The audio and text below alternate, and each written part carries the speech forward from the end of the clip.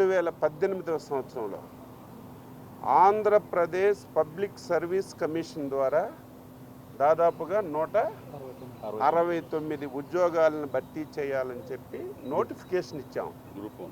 Group 1 ఉద్యోగాలు ఇవ్వడమే కాదు, ప్రిలిమినరీ ఎగ్జామ్ కూడా కండక్ట్ చేశాం. ఈలోగే ప్రభుత్వం మారిపోయిన విషయాన్ని కూడా రాష్ట్ర ప్రజలకి గుర్తు చేస్తున్నాను.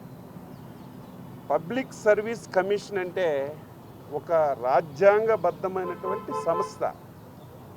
అదేదో నిన్నో మొన్నో పుట్టినటువంటి సంస్థ కాదు. స్వాతంత్రం వచ్చిన తర్వాత, ఆంధ్రప్రదేశ్ రాష్ట్రం ఏర్పడిన తర్వాత పబ్లిక్ సర్వీస్ కమిషన్ ద్వారా మనము అనేక ఉద్యోగాలు భర్తీ చేసి న్యాయబద్ధంగా, ధర్మబద్ధంగా చేయడమే కాకుండా తెలుగుదేశం పార్టీ చంద్రబాబు నాయుడు గారు ఒక అడుగు ముందుకు వేసి పబ్లిక్ సర్వీస్ కమిషన్లో ఇంటర్వ్యూస్ ఉండే అది కూడా తీసి డైరెక్ట్గా ఉద్యోగాలు ఇచ్చిన స్థాయికి తీసుకొచ్చారు.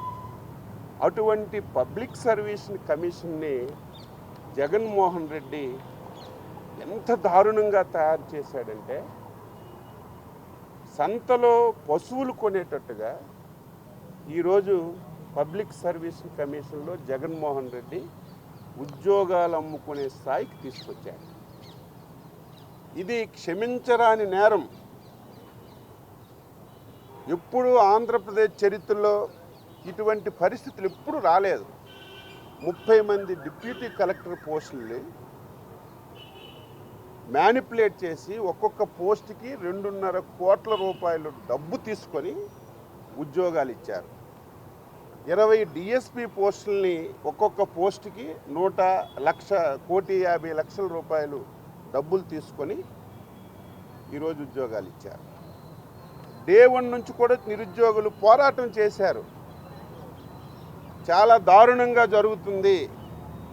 జగన్మోహన్ రెడ్డి పబ్లిక్ సర్వీస్ కమిషన్ని వారి సొంత సంస్థగా మార్చుకున్నాడు. పబ్లిక్ సర్వీస్ కమిషన్ వచ్చిన తర్వాత ఇంతవరకు సెక్రటరీ అనేవాళ్ళు, పోలీస్ ఆఫీసర్లు ఎప్పుడూ లేరు. ఫస్ట్ టైం ఒక కరప్షను, ఒక అవినీతి పరుడైనటువంటి సీతారామాంజనేయుల్ని సెక్రటరీగా వేసుకొని ఈరోజు ఈ మ్యానిపులేషన్ అంతా కూడా చేసిన విషయాన్ని ఈ సందర్భంగా గుర్తు చేస్తున్నాను.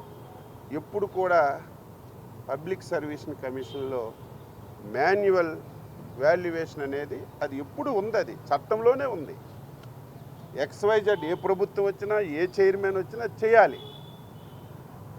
ఎప్పుడైతే సీతారామాంజనేయులు సెక్రటరీగా వచ్చాడో ఈ మాన్యువల్ విధానాన్ని ఎత్తేసి డిజిటల్ వాల్యుయేషన్ పెట్టారు. అక్కడే అవినీతి ప్రారంభించారు. దానికేంటి షాకు? కోవిడ్ ఉందని చెప్పి పరీక్ష తీవ్రంగా కోవిడ్ ఉన్న సమయంలో రాష్ట్రం అంతా పరీక్ష జరిగింది.